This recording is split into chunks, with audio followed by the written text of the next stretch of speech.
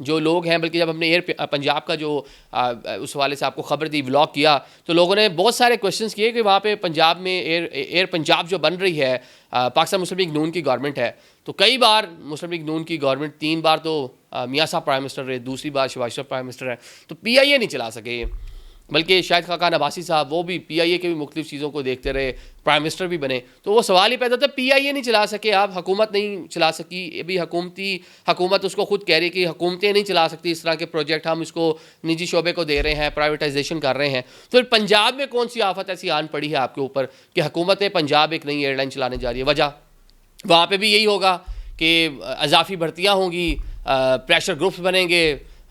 सूबाई हुकूमतें, मिनिस्टर, आज नून लीग की हुकूमत है, कल पाकिस्तान पीपल्स पार्टी आ जाए, पीपल्स पार्टी चली जाएगी, फिर पाकिस्तान तहरीक इंसाफ की आ जाएगी, तो वही सियासी भर्तियाँ जिस तरह बेड़ा गर्क आपने किया था PIA का, 18,000 मुलाजमीन पे ले गए थे, अब 10,000 हैं। तो ये सारी की सारी चीज़ें, तो ये सारे अवामिल तो वहाँ भी कार फरमा होंगे ना। तो सियासी हुकूमत ने सदा तो रहना नहीं, या तो फिर हुकूमतें माइंड सेट चेंज कर लें।